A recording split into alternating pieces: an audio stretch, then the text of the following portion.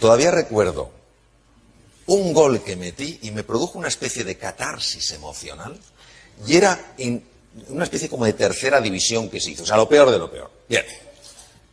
Por entonces yo era más bien bajito y era, pues, delgadito.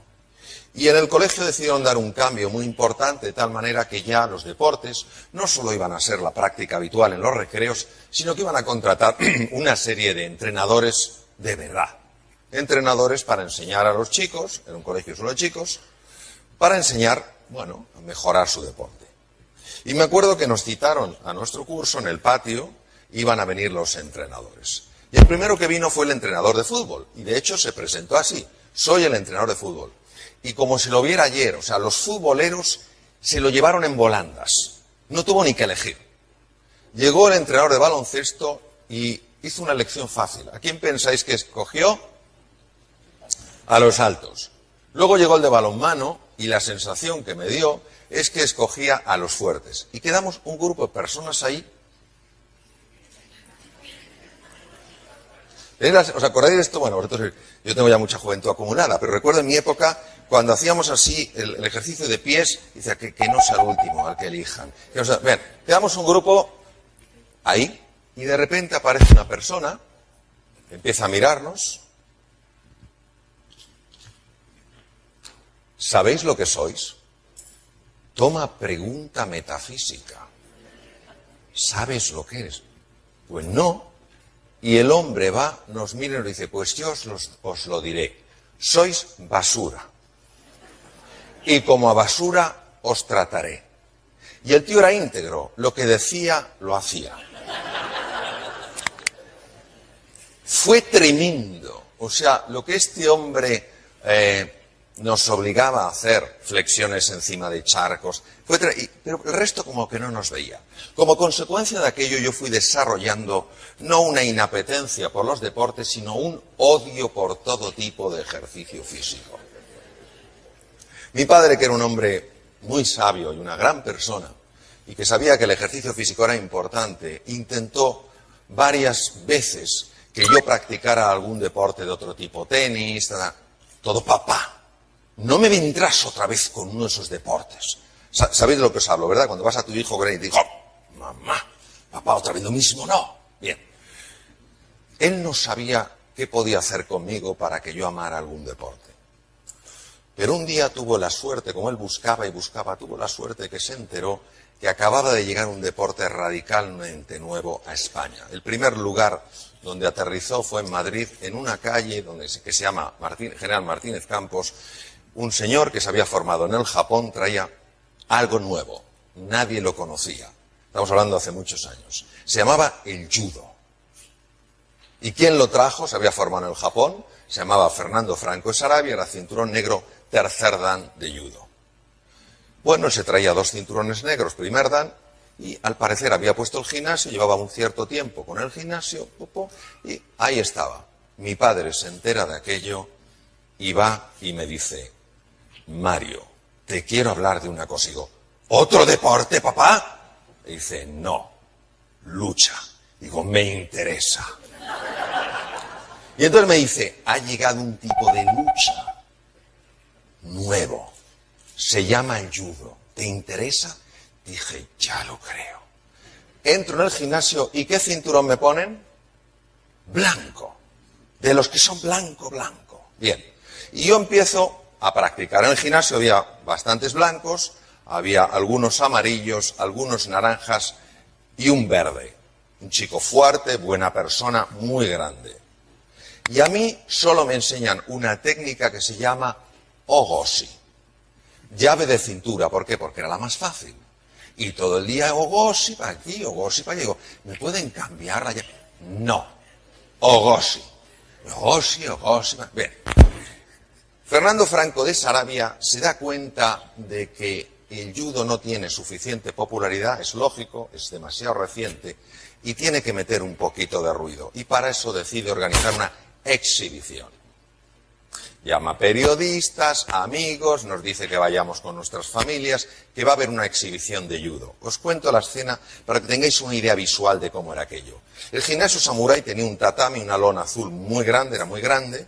El gimnasio tenía, la pared era entera de bambú, bambú fino, y al final aparecía la imagen de un samurái, estaba pintado en el bambú, con los colores rojo y negro típico de los samuráis. Bien, a la derecha nos íbamos a poner todos los judokas.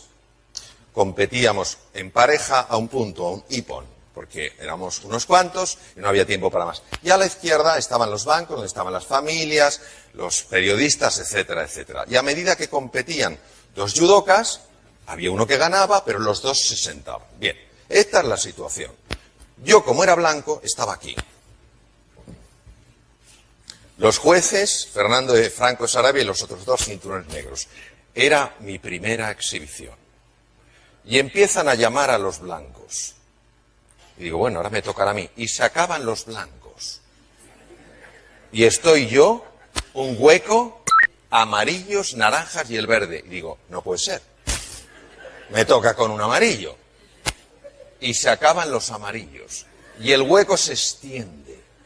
Y digo, con un naranja no puede ser. Y también se acaban los naranjas.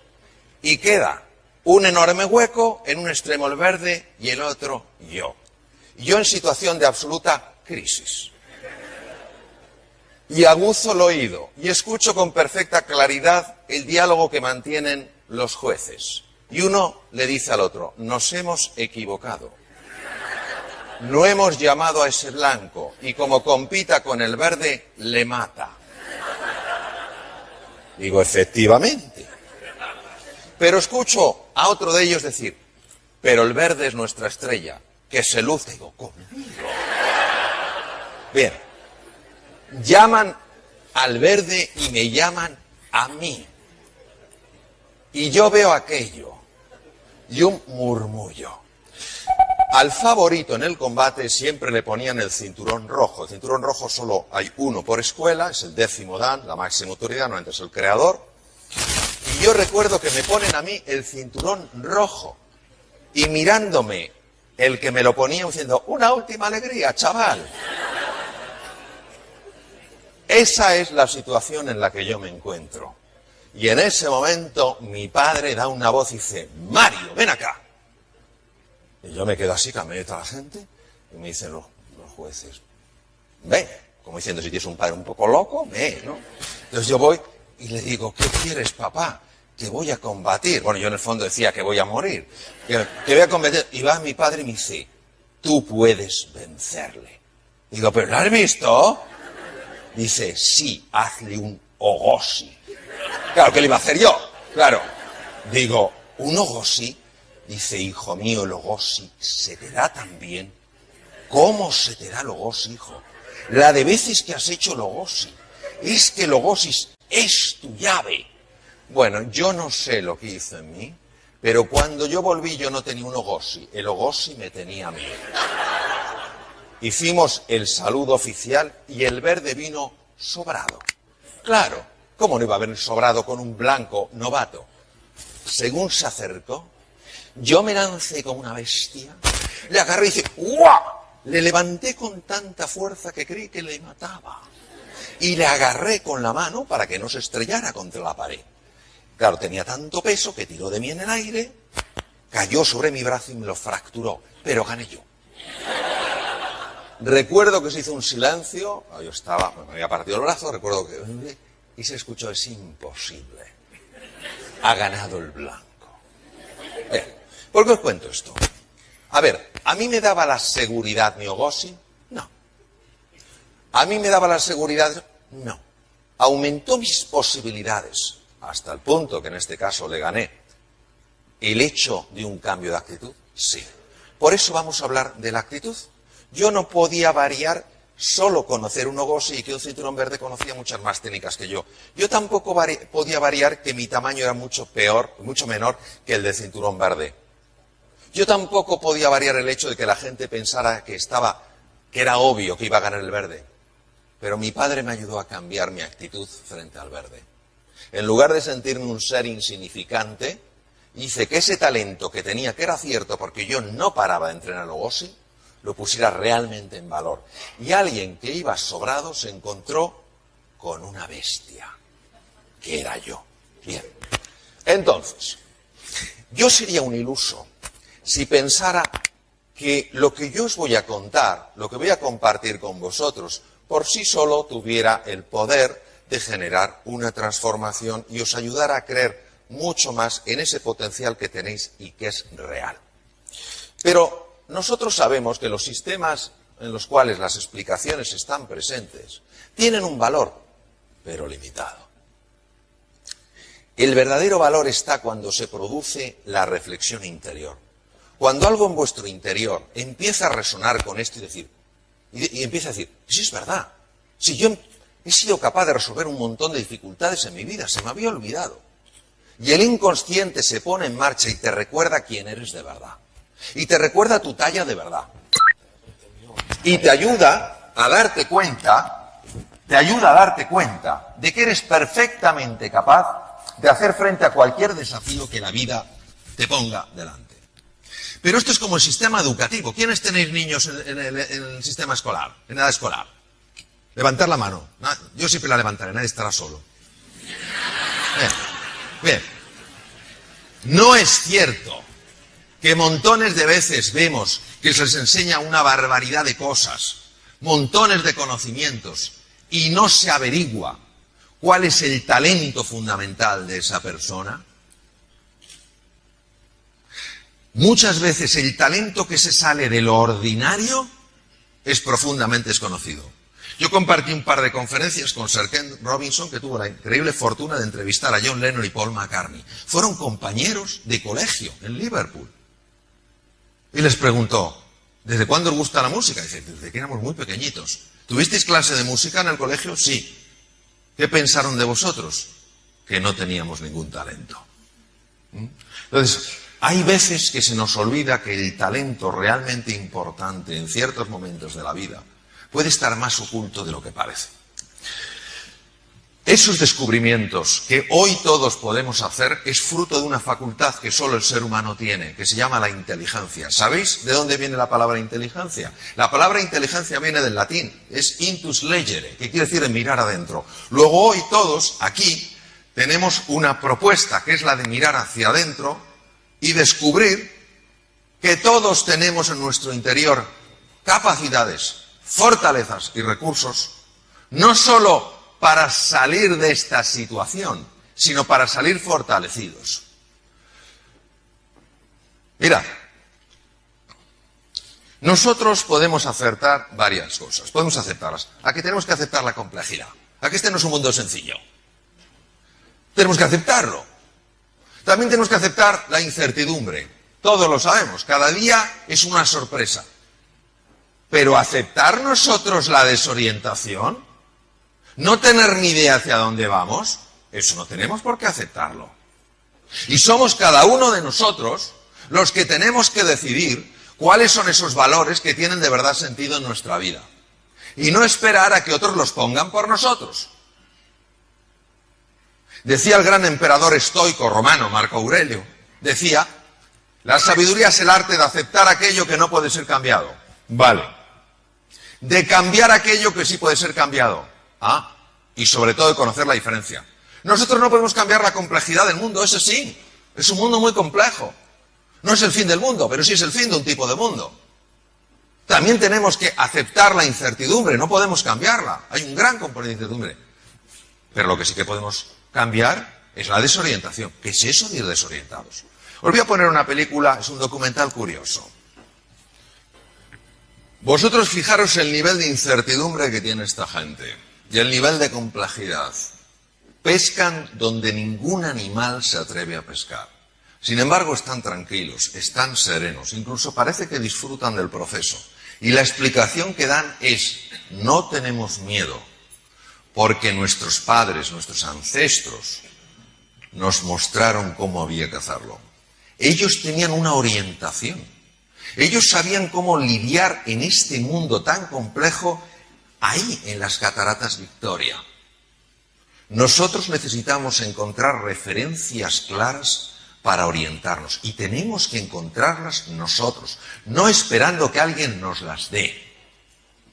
Entonces podremos aceptar la complejidad, podremos aceptar la incertidumbre, pero no estaremos desorientados. Tenemos que ser capaces de abrir una ventana en el muro.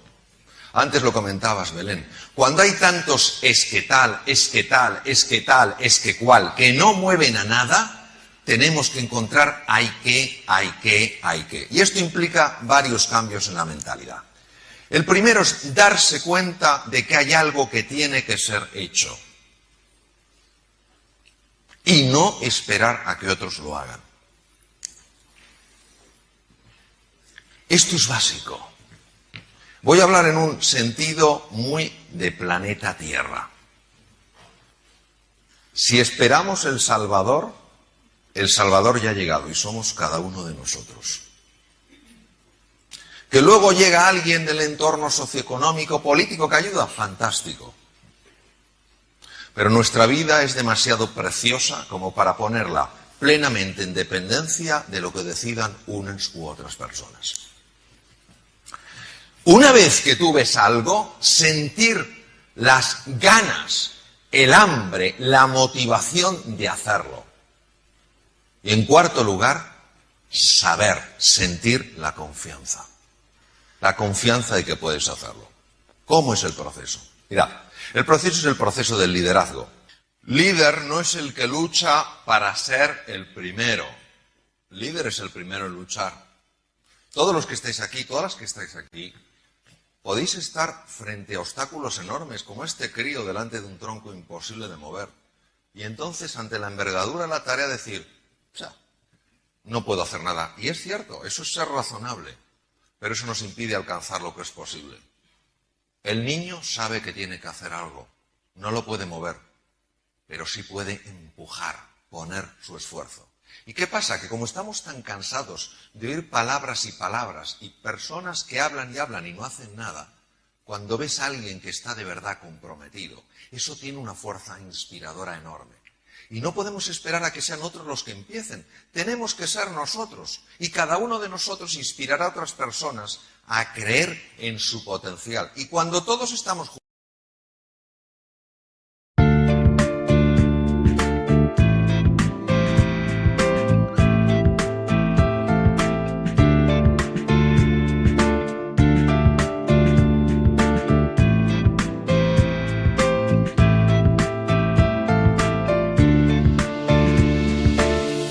changed my life with your words and motivation.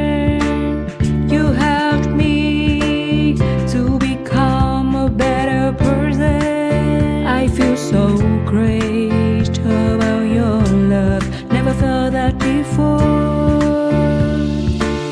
You have changed my life with your words and motivation. You helped me to become a better person. I feel so great about your love. Never felt that before. You are not only good by heart, but you also have a good soul. I'm lucky to find someone as wonderful as you are. I am so thankful to you for coming in my life and making it so nice.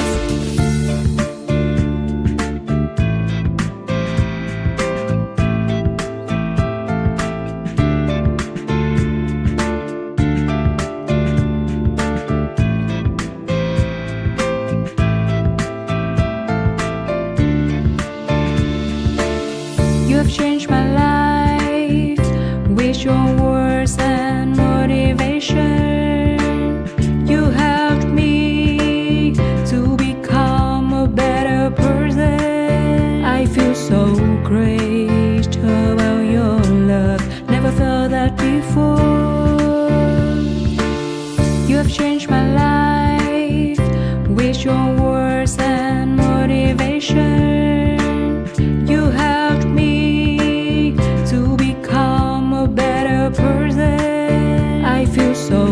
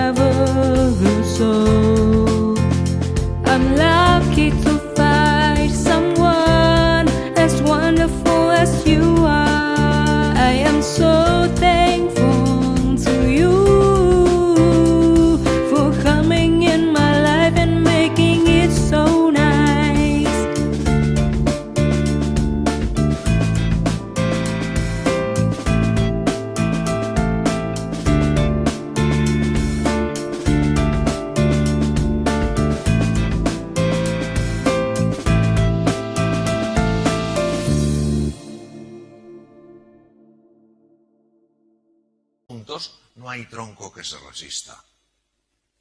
Pero para eso hace falta dejar caer los esques y pasar al hay que. Y hay muchísima contaminación ambiental. Tenéis que ser muy cautos con aquello a lo que prestéis atención. Lo que os voy a decir no es una broma. Yo lo vi una de las veces que estaba en Boston. Fue un informe que hicieron los psiquiatras de la Universidad de Harvard, alertando a la población de los Estados Unidos para que no vieran el telediario de las 11 de la noche. Y uno se pregunta, ¿pero por qué? Porque estaban muy preocupados estos psiquiatras viendo cómo el insomnio estaba subiendo. Y claro, uno dice, bueno, insomnio, ¿qué más da? Al fin y al cabo, ¿os acordáis hace años que había un anuncio, una bebida que decía, la noche es larga, ya dormirás bastante cuando te mueras? Cosa espectacular. Bien. Y diréis, bueno, ¿es importante dormir? Solo en los Estados Unidos al año hay 100.000 accidentes de circulación de coches porque la gente duerme poco. ¿Qué os quiero decir? Por supuesto que las noticias, cuando son duras, hay que comprenderlas, hay que conocerlas. Pero lo que no hay que absorber es la negatividad que a veces va con las noticias. La sensación de desesperanza, de incapacidad de hacerle frente. Recuerdo que una vez conté con un pequeño grupo de directivos de una empresa de tecnología el tema del judo con mi padre. Y había otra persona que me dijo, Mario, es alucinante, me pasó algo muy similar a ti. Me tocó combatir con una persona con un cinturón mucho más alto que el mío. Pero ¿sabes la diferencia? Que cuando hablé con mi padre me dijo, no tienes una opción. Entonces es eso. Claro que tienes opciones. Nadie está diciendo que sea difícil. Pero cuando te dicen tú no tienes opción, eso es tremendamente lesivo. Que te digan, no, es un cinturón X, un cinturón verde, un cinturón azul, es un tío grande, sabe mucho. Pero que digan que no tienes opción. Eso es lo único que lo puedes determinar eres tú. Nadie te conoce lo suficientemente bien para determinar de lo que eres y no eres capaz de lograr. Aceptemos los diagnósticos, por tanto. De acuerdo, aceptemos los pronósticos, pero aceptar los veredictos, eso no. Eso no tenemos que hacerlo. Porque, ¿sabéis? Eso implica que otra persona se atribuye a sí misma la capacidad de entender la envergadura del factor humano. Y os voy a poner 3 ejemplos para que veáis hasta qué punto 3 veredictos fueron 3 tremendos errores. Con el mensaje, con la propuesta de que creáis en vosotros y en vosotras, como mi padre me ayudó a creer en mí, a pesar de que solo tenía un ogosi, cuando me enfrenté con un enemigo en apariencia muy superior a cualquier cosa que yo pudiera imaginar. Bien. Y que nos acordemos de este hombre, Henry Ford, el creador de la primera cadena de montaje de los automóviles, el modelo T, lo creó él, y decía, tanto si usted cree que puede como si cree que no, está usted en lo cierto. Y que también nos acordemos del filósofo José Ortega y Gasset, que decía, las ideas las tenemos, en las creencias estamos, en las creencias vivimos. Entonces, ¿qué estás dispuesta a creer sobre ti mismo y sobre tu capacidad de hacer frente al desafío? Mirad, os voy a contar una historia que es absolutamente sorprendente. Aquí tenéis una niña con su muñequita y junto a una señora. Esta niña nació en 1889 en una localidad en Alabama llamada Tuscumbia. La niña nació sin ningún defecto físico, pero a los 16 meses de edad algo le ocurrió. Ese algo no se sabe muy bien lo que fue, pero degeneró en una meningoencefalitis muy severa. El resultado es que esta niña, que no había nacido con ningún defecto físico, a los 16 meses de edad se quedó ciega, muda y sorda. Imaginaros, aunque es inimaginable, lo que tiene que ser que un ser humano que durante 16 meses ha visto, ha oído y ha hablado, se ha arrastrado a la profunda noche oscura y se quede allí. La niña desarrolló un carácter tremendamente agresivo. Los padres, el padre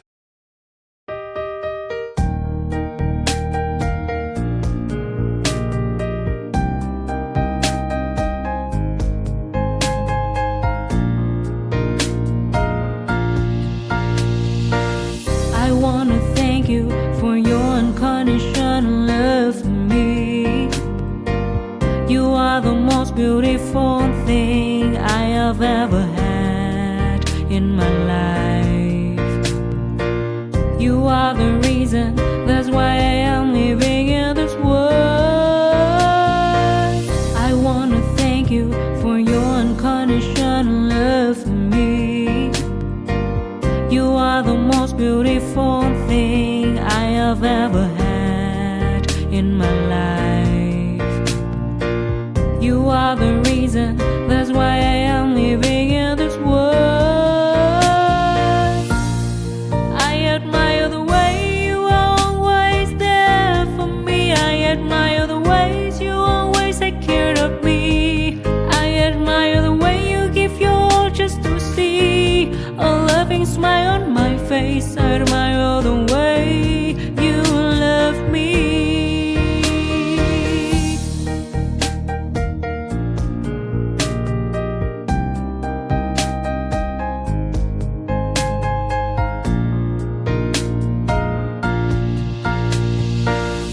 I wanna thank you for your unconditional love for me. You are the most beautiful thing I have ever had in my life. You are the reason, that's why I am living in this world. I admire the way you are always there for me. I admire the ways you always take care of me. I admire the way you give your all just to see a loving smile on my face. I admire the way you love me. I admire the way you are always there for me. I admire the ways you always take care of me. I admire the way you give your all just to see a loving smile on my face. I admire the way you love me.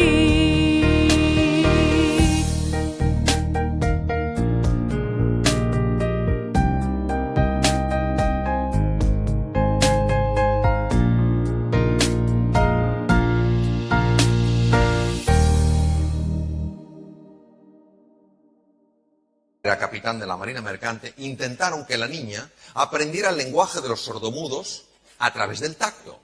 Pero la niña escondía agujas de ganchillo y cuando llegaban los lingüistas se las clavaba. Con lo cual pronto nadie quiso ir a Tuscumbia a enseñar a esta niña que se llamaba Elena. Los padres tiraron la toalla. No tiene ningún futuro. El diagnóstico era muy duro, el pronóstico obviamente no era nada bueno, pero hicieron un veredicto. Helen no tiene futuro. Pero lo que es la vida, ¿verdad? La vida siempre nos sorprende, es la belleza de la vida. Pasó por allí un famosísimo inventor, Alexander Graham Bell, que era muy amigo de la familia, y preguntó por la niña, ¿cómo está Helen? Alexander, hemos tirado la toalla. No hay nada que hacer. Y él dijo, seguir intentando cosas. El padre dijo, no quiero más jarros de agua fría, Alexander. La madre dijo, si tú nos propones algo diferente. Y él dijo, sí, os propongo que os pongáis en contacto con el Instituto Perkins para ciegos de la ciudad de Boston. Pero que solo manden a una persona. No os interesa nada más que esta persona. Se llama Annie Sullivan. Y el padre le dijo, ¿pero qué pasa, Alexander? ¿Esta es una lingüista muy famosa? Dijo, en absoluto. Entonces, ¿qué tiene esta mujer? Y Graham Bell dijo, es la única persona que conozco que es capaz de despertar el alma dormida.